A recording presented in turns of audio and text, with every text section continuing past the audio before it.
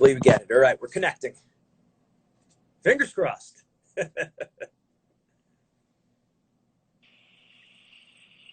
think I have sound. Yeah, can you hear me? Yeah. Okay, finally. Technology and me do not get along at all.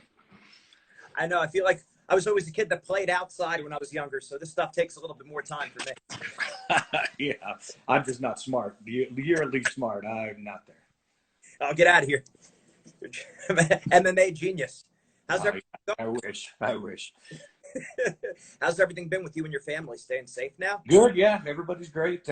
Just hanging out and, living the sequestered life, so to speak. The big exciting parts of my day, I work out and arrange my sock drawers and read books and sometimes play video games. Yeah.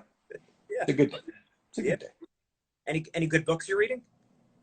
I am reading. I always read two in a row because of my ADD, I guess. But I'm reading from Bacteria to Bach and back, and then also once a year I read Lord of the Rings, so I'm finishing that up. Nice.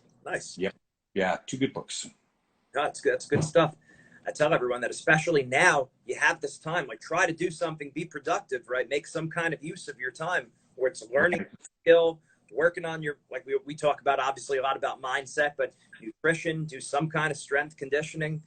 I mean, the athletes you work with, what do you tell them to do during this time? Well, the nice thing about being an athlete in our sport is that it's not a huge change.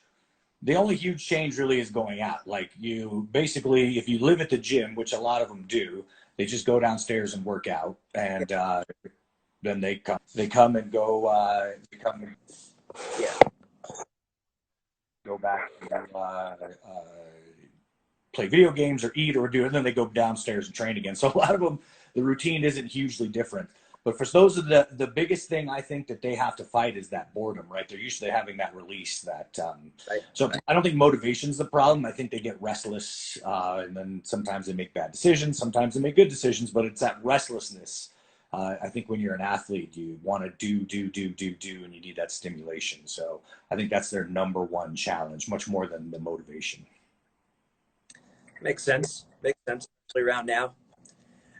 I got to tell you, Greg, when I saw one of the things I was really impressed by, I remember watching UFC back in the day, and I remember seeing on one of the athletes' statistics, like, keys of success, and it said, like, college wrestler, jiu-jitsu, trained by Greg Jackson. Yeah. No, to me, I said, man, that's great. What a compliment. What a shout out to you right there. That's one of his attributes. Right. Yeah. I wish that was always true. I'm very lucky that I get to do what I love, and I'm very lucky I've got to work with a lot of great people. But I mean, really, it's all luck. Like, I got into MMA super early, right when it started, and I'm just the old dinosaur that's been around long enough to make a bunch of terrible mistakes and kind of climb back out of that. So it's been really good to me. I love the sport so much. I love everything about it, and it's been a heck of a journey. I'll tell you that. Absolutely. So a little bit more than luck. Yeah, a little bit of luck, but hard work, or what is it? Luck is when preparation meets opportunity, right? So one thing that always really stuck out to me, because when I'm watching fights, when I'm watching sports, I'm trying to get inside the athlete's head, the coach's head, and seeing what's going on. So I might be picking up on certain things, like maybe missing some of the action, but maybe picking on some mental things that other people might miss. I always notice you have a very calm demeanor. It just seems like, giving your athletes very simple cues, what to focus on. I guess my big question and thoughts are, what do you do to prepare these athletes mentally, the preparation before the fight, and then also during the fight?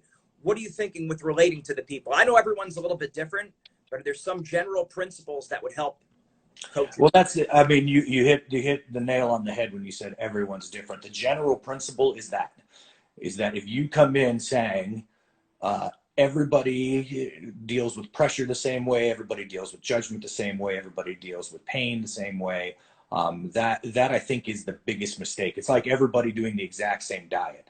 And you're right, there are underlying, ubiquitous principles that kind of govern that. But the first thing you have to understand is that not everybody is the same. The moves will be kind of the same, right? Like, a punch is a punch. You might throw it a little bit differently, to a very small degree, but that's kind of the same. But people's approach, their mindset, their utility, like what they like to do and what they don't like to do, that's very, very different. So my first big issue is identifying it. Like let's say that you're my athlete and you fight. So I'll watch tape on you. If there's tape available, I'll see what you do.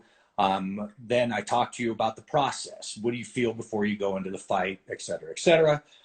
Sometimes the hardest point for a fighter is just getting to the cage, right? It's so much pressure. It's so crazy. Everyone's so judgmental that just getting to the cage is hard. And then just going through that experience, right? There's somebody trying to knock your block off in there. So the whole thing can be very traumatic. Some fighters will thrive on that. They just love all the attention and all the spotlight. And so the cage is all right to them, but it's not as fun as the outside.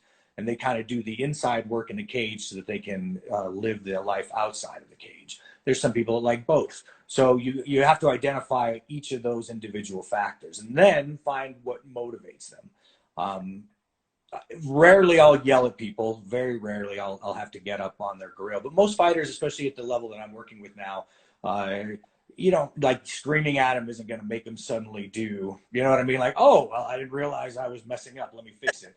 Usually at that level, it's not the case. I'll tell people, you got to get on them. You need to kind of turn it up a little bit. We're losing or whatever. But it's much more powerful, I think, to me to be matter of fact about it. Like when you scream, then you're listening to the emotion. You're not listening to what I'm saying, right? Like you're kind of hit by that. And so I think that if you're calm in the fire and you give people goals to shoot for, it gives them something to anchor onto. That makes sense. Now you said you speak with the athletes, I guess, when you first get them about what they're feeling on the way to, going into the fight. Do you address that more like formally, or is it informally? And how do you keep up? Does that become an ongoing communication? Yeah, it's very informal and ongoing. So because again, you're dealing with people that is very individualized. Like MMA is a team sport and not a team sport at the exact same time, right? In the same weird way that like you're literally the center of your own universe, right? Everything you measure comes from you, but at the same time, you're completely insignificant in the universe. Like nothing, you're a very small bit of matter. But so both of those opposite things are true. And I think that's very true in fighting as well. You're a member of a team, and then also very, very individualized stuff. So keeping that kind of that dichotomy is the wrong word, but kind of that balance between those two, I think, is very important. So we keep it very informal, and we keep it very like you're part of the team, but also I'm really talking to you individually and saying, what are we doing here? Do you need to be calm? You're being too calm. You need to wake up a little bit, that kind of stuff. And a lot of that's just reading. I always say it's like playing jazz. You have to read the fighter. Like sometimes you got to go fast. That's my jazz impression. Sometimes you got to slow it way down, but reading the situation, reading the fighter is very, very important. Not just like right before you go out to the fight, but leading up to it. So I wish there was like a pure formula that you could give somebody and be like, here's A, B, C, and D. But it's so artistic, right? You have to read the room. You have to push when you need to push and pull when you need to pull. Some of that's experience, some of it's common sense, and some of it's just being able to read the athlete. That makes sense. And I said there are some general principles that apply, or maybe some common traps that athletes fall mentally. Maybe it's focusing too much on the outcome, thinking too much about the crowd, what this is going to do for their career, this fight. What are some of those principles that you see, and maybe some of those kind of common bear traps mentally that athletes face? Well, I think that, again, it's very individualized. Sometimes the thinking about the crowd gets them motivated, right? Like instead of distracting them, instead of pulling out of the process, there's people that don't want to fail in front of those people. And that's huge motivation.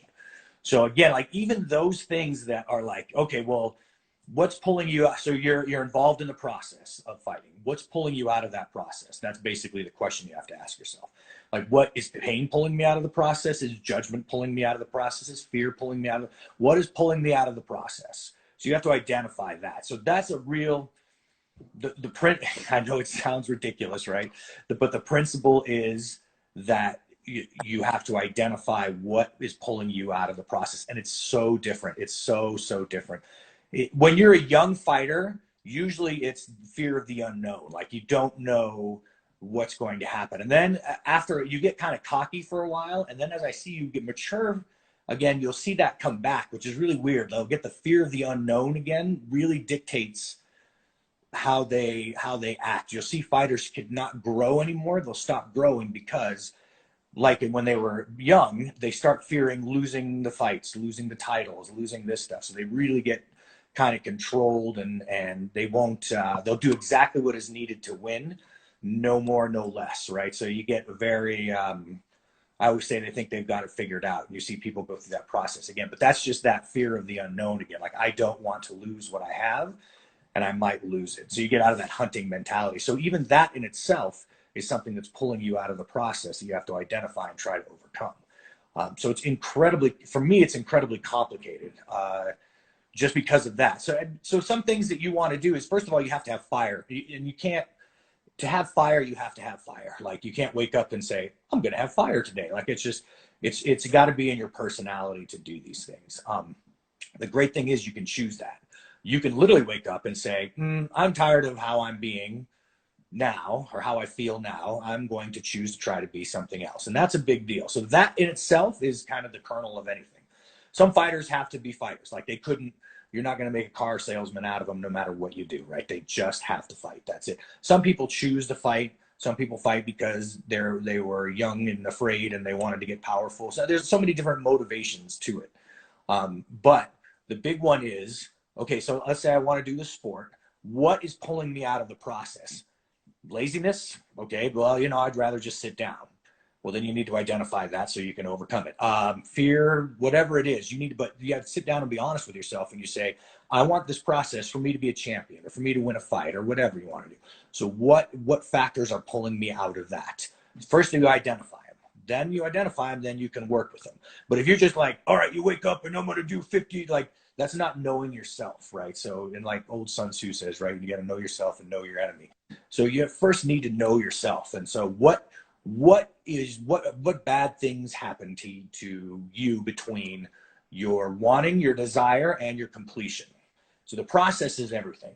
Once you identify the things that are pulling out of the process, then you can start working on them. And so I do that as a coach with the athlete, but the athlete can do it themselves. They can say, every time, some people, the more successful they get, the more they can't handle it, and the personality is detrimental. Sometimes they fail, and they do the best when they fail. Like, I have a lot of fighters that have, as soon as they start winning, they know everything. They'll figure it out. We got this handled. And then when they fail, they come back super humble. Will you help?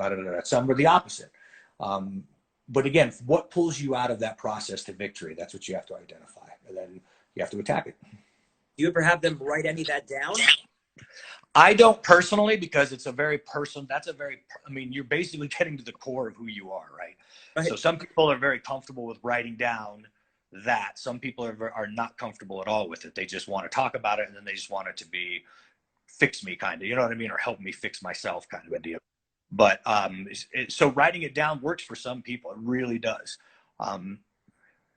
The writing down stuff keeps you centered, right? So you can come back to that writing and you can say, oh, these are the things that I want to do. So that helps out. Where that is detrimental is where you're looking outside for change, like a self-help book. Like when you read self-help books, you're looking out, instead of changing from the inside out, you're looking from the outside in. And that is something that you want to make sure that, like, you just have to decide, okay, this is in your psychology, this is something that I want to change. And then you just have to try to change it. Like, you can't not, it's so hard to do, right? You just, it sounds so stupid still, but you literally decide. You're like, okay, no, like, I'm tired of that. I am not doing it anymore. And you'll find it, like, it comes in waves, right? You're like, I'm not dealing with whatever very well. I got to remember this. And sometimes that list can then center you. Here's the things I want to think about when I do that. And that's where I would write down the solutions to the problems. And there's great sports psychologists out there. So when you're feeling, something bad, like, oh, I failed before, I don't want to do it again, the sports psychologist can give you a list of here's the mental process that you go through. And I think that's very handy, because it gives you it's training, right? It gives you an anchor, and you can, if it's visualization, whatever your technique that works for you. but you've identified the problem. Then the next step is working those solutions. And the solution side, I see writing it down is much more helpful than, oh, here's what's wrong with me, right? Yeah. Like, not.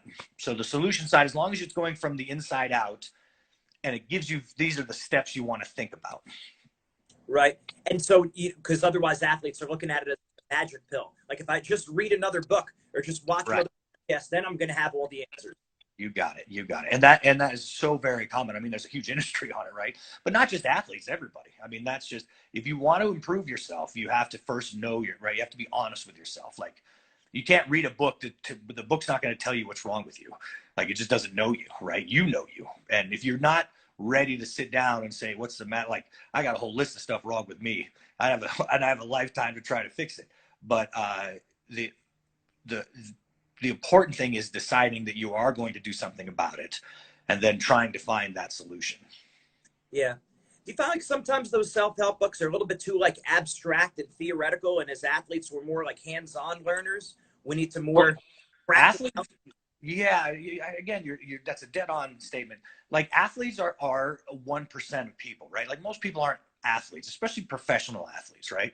So that's it's very individualized. You can't just go to the same well that everybody else drinks from when you're doing something different. You can if you're, I don't know, everybody's into computers, a computer programmer or something, unless you're like the 1% of the 1% that's like the cutting edge of AI, there's a formula to your personality, and those things will help you.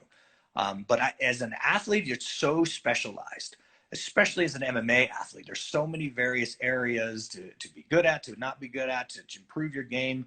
It's incredibly intricate and specialized. And so understanding that you're a special little snowflake, and that you need what works for you, and it might not work for anybody else, or it might work for, I don't know, a computer scientist. You just don't know until you start doing your analyzation process. Yeah.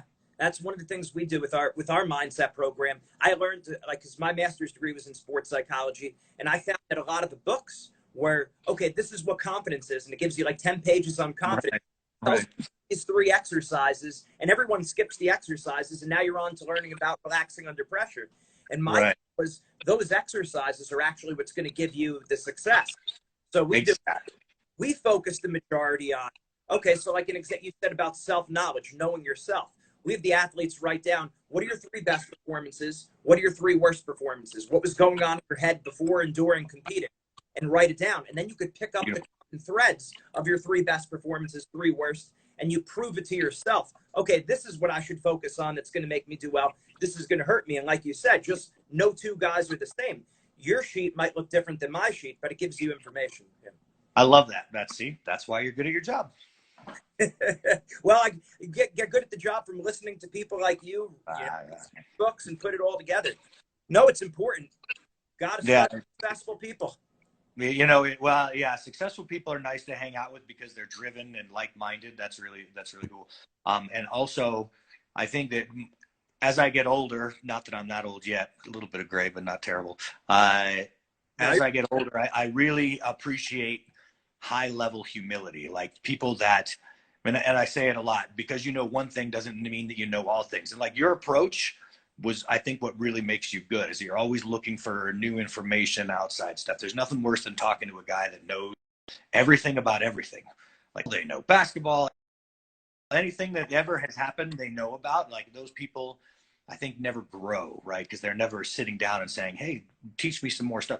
There's so much I don't know, even in my own sport, that and thank God, right? Like, how bored would you be if you knew everything? But I think that your approach should be a fighter's approach, should be an athlete's approach. Like, always be humble, always listen. Even if, that's one great thing that always impressed me about Georges St-Pierre. No matter who you were, he would listen to you.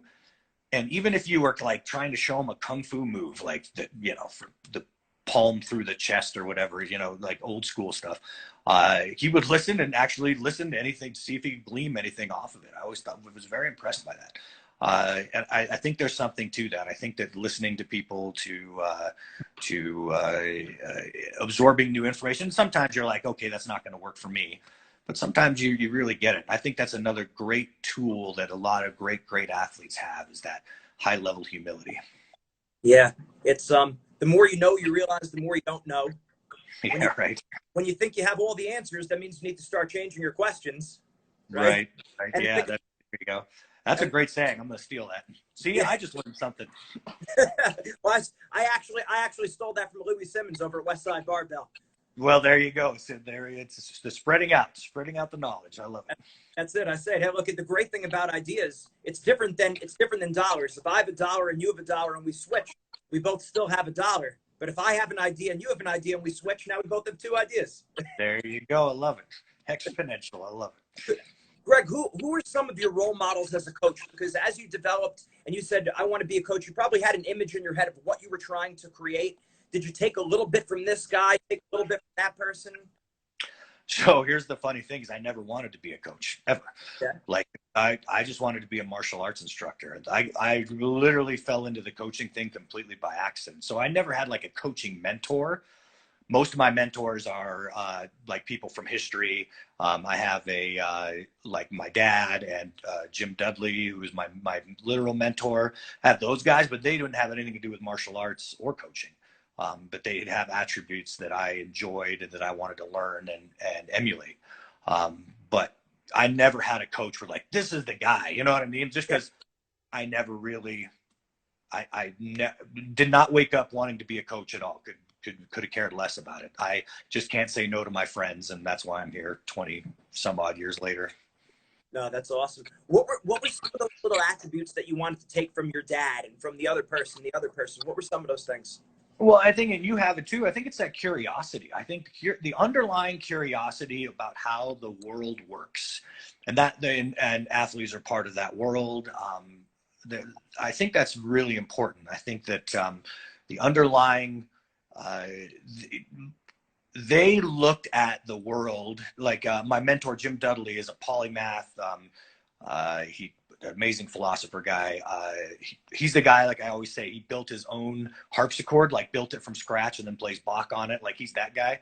So, but they really taught me that these underlying, when fractals and nonlinear dynamics and all that stuff was really starting to come to fruition in the 80s, he was teaching me all about it.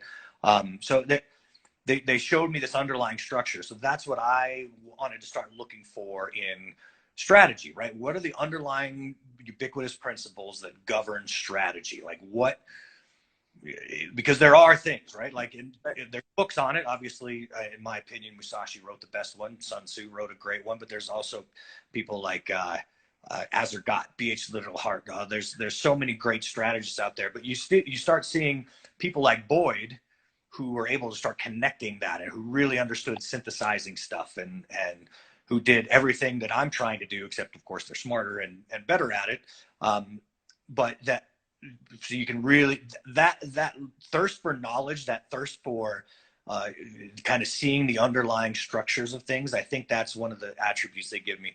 And then a lot of leadership stuff, right? Like, and that's where I would learn from history. Like anytime that you get so like self-important or you're like, oh, my life is here. And then you read about like even some of our great presidents like Lincoln and Washington. I mean, that's these are real men with real problems. You know what I mean? Like you are an entertaining coach that, you know what I mean? Like it just keeps you grounded and humbled and hungry. And it's such a gift to have their contributions. Even stories that I've read before, I'll read again just to try to keep myself motivated and stuff. So that's where I find my motivation is reading about these great people or studying these great people. Like I'm the biggest John Boyd fan you could find. I mean, that dude is so smart. So I'll just listen to his lectures again, even though I've listened to him 100 times and be like, wow, that's amazing. You know, what a sharp guy. And like you said, I think that's a real important point that even if you're not like the mastermind innovator coming up with stuff, if you're a synthesizer and you're able to take a little bit from history, you take a little bit from the personal experience, a little bit from the top athletes, a little bit of the research, and then you bring that all together. Now you're the synthesizer may have an advantage on all the innovators. Absolutely. Well, I think the synthesizers are the innovators. I really do. I think it's hard to innovate if you haven't synthesized something. The synthesis itself usually leads to innovation in my experience. So the innovators, I feel sometimes they come up with really cool, one or two really cool things. But if you're going to be consistently innovating things, then you need to be a master of synthesis. You need to be able, because so, especially in our art, so many things are being innovated all the time. So you have to keep up with all of that and then come up with your own new ideas.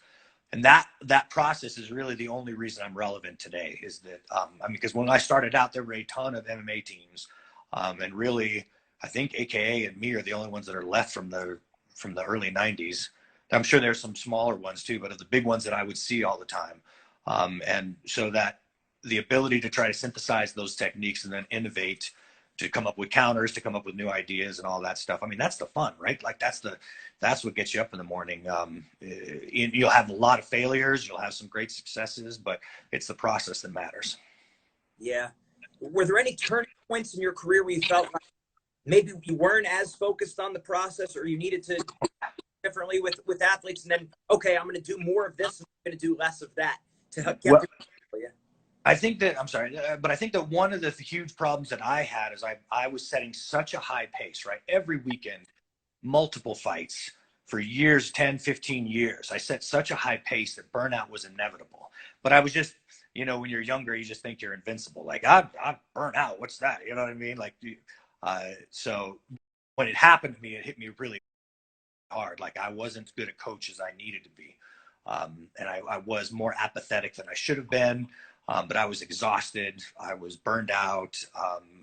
And so going through that process, the great thing about being older is that you go through all of this weird, incredible stuff. And then you come back out of it and you're like, wow, that was an intense experience. It's so cool. Like, people are always like, I want to be young again. I want to be young again. I never want to be young again. I'm really enjoying the challenges that age brings, but I'm also enjoying looking back on the experiences. So I was a very ineffective coach for a while, just because I was just cooked. It was rough. And I know I'm like, oh, poor Greg, it was good. But, you know, it's just, I set a high pace and I wasn't mentally strong enough after about 15 years to keep that pace up. I had to break, and then I had to kind of, you know, crawl my way back up out of that. Yeah, I find that too as a business owner. It's like I want to get everything done at once, but then you burn yourself out. Well, if you could go back and maybe give yourself some advice on that, what would you say in terms of, like, because of course when you're young you are fired up, so you do want to use some of that momentum, but at the same time you don't want to burn it out. So what would your schedule look like if you could do it again? I wouldn't change it. I had so much fun. I pushed so hard. It was so great. I'll take it, and I'll take the burnout again and come out the other side of it. I wouldn't change a thing on it. I mean, I would try to. I think what I would do is probably step back more. I would have gone, I'm not going to be the best coach right now, guys. You need to find another. But I still loved it. I was just burned out. It's a weird place, right? I'm sure you've been there. So makes sense.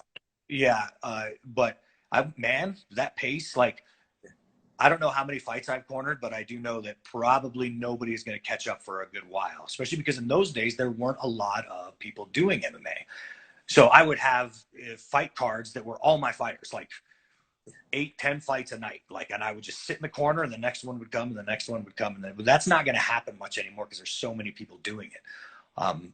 But like, for those 10 or 15 years, I think I set a record, at least in MMA, probably not nearly in boxing, but in MMA, where you are not, in order to corner the amount of fights and do the amount of dumb stuff that I've done, like I've done boneheaded stuff. Everything you've done wrong in a corner you can do, I've done. Just because it's, I don't know, it's over 1,000 fights easily. So like, you're gonna, even if you make 1% mistakes, right? That's quite a bit of fights. So it has really taught me a lot. It's been a lot, and I wouldn't change any of that push. I wouldn't change it. And hopefully I can get ready for round 2. Yeah, you just learn so many lessons, and especially a sport that's so holistic, that requires the total person, you know, the mindset, the technique, the nutrition, the conditioning, the strength, and on and on and on. It's just, there's so much to learn. So much to learn. Yes. My dad always said the biggest room in the world is the room for improvement. Oh, man, you are like a gem. You're just kicking about it. I love it. That's awesome. That's awesome.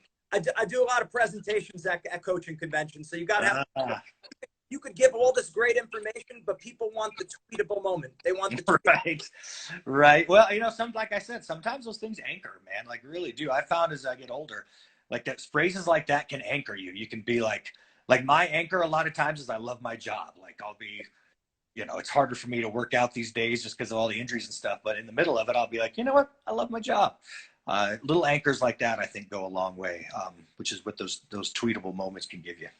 Absolutely. Absolutely. One of our key lessons that we have, every coach under the sun says, focus on what you can control. Don't focus on what you can't control. But how do you get that through a kid's thick skull, right? So we talk about the difference between a predator and a prey mindset. Predator animals have their eyes on the front of their head. So we say eyes on the front like to hunt. Prey animals on the side. So we say eyes on the side like to hide. So that becomes a metaphor for don't focus on wins and losses, records, rankings, seedings, predictions. Don't focus on what the crowd's thinking about you. Don't compare to other people. Just focus on what's in your control, like your effort, your attitude, your aggressiveness. So absolutely, yeah, I love that. We use that hunting a lot. You're not hunting. Yeah, it's a very good analogy. Very good. This way, it kind of sticks in their head. Otherwise, because we have so many things going on, and you need to, like you said, anchoring is so important. That's so critical. Right.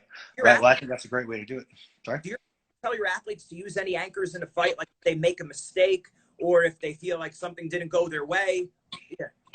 Yeah. Usually I try to anchor them when they first get into the octagon, like have them. Some of them really need that. Like you look at a logo or you look across the cage at whoever's like next to the person. You know what I mean? Something to anchor them down there, just to get them relaxed and comfortable in their house. We do that a lot during a process.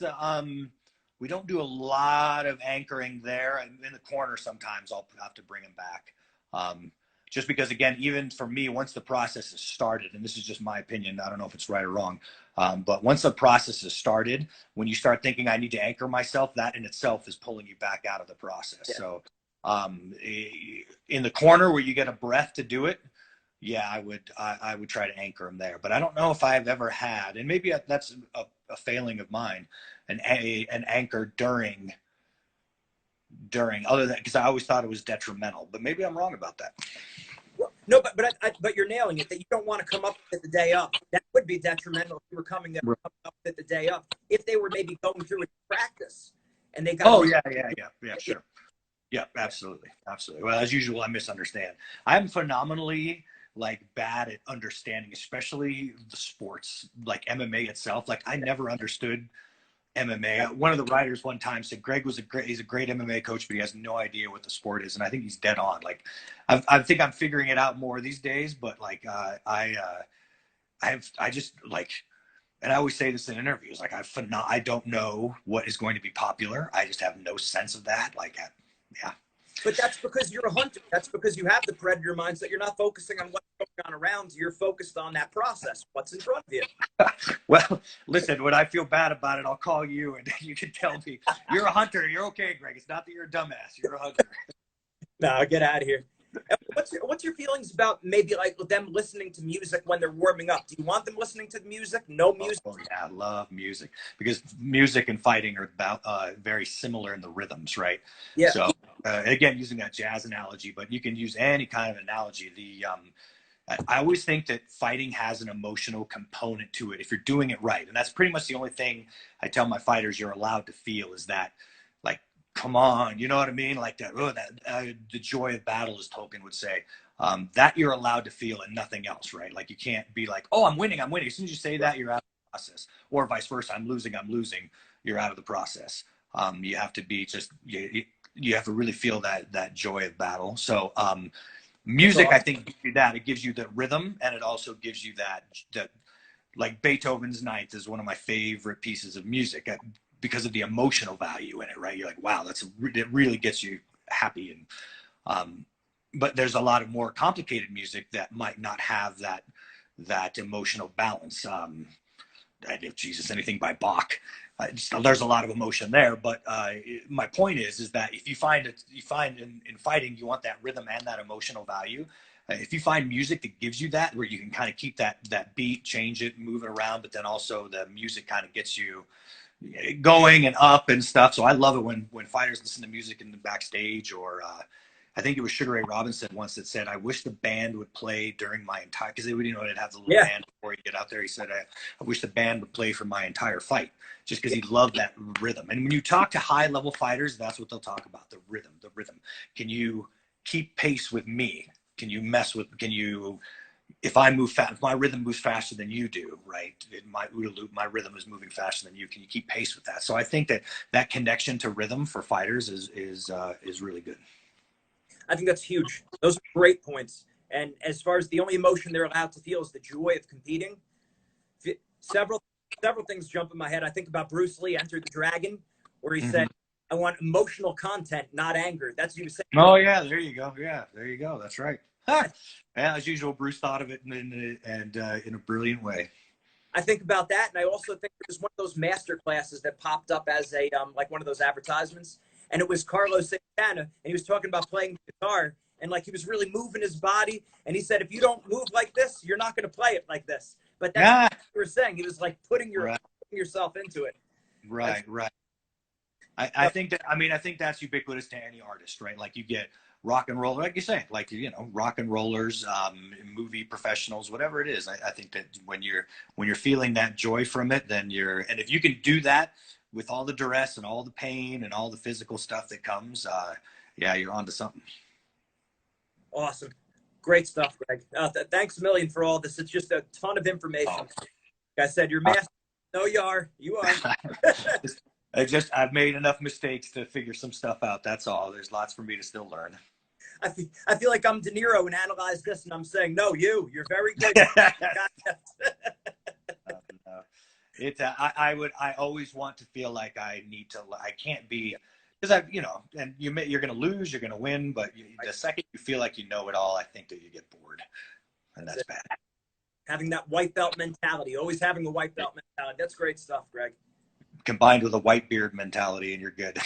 I'm getting a few grays. That's just stress. That's just stress. That's not age. Great stuff, Greg. Hey, stay safe. Happy Easter. God bless you and your family. And awesome. Thank you. Thank you for having me on, boss. I really appreciate it. All right. Take care. Good seeing you. Bye. Bye.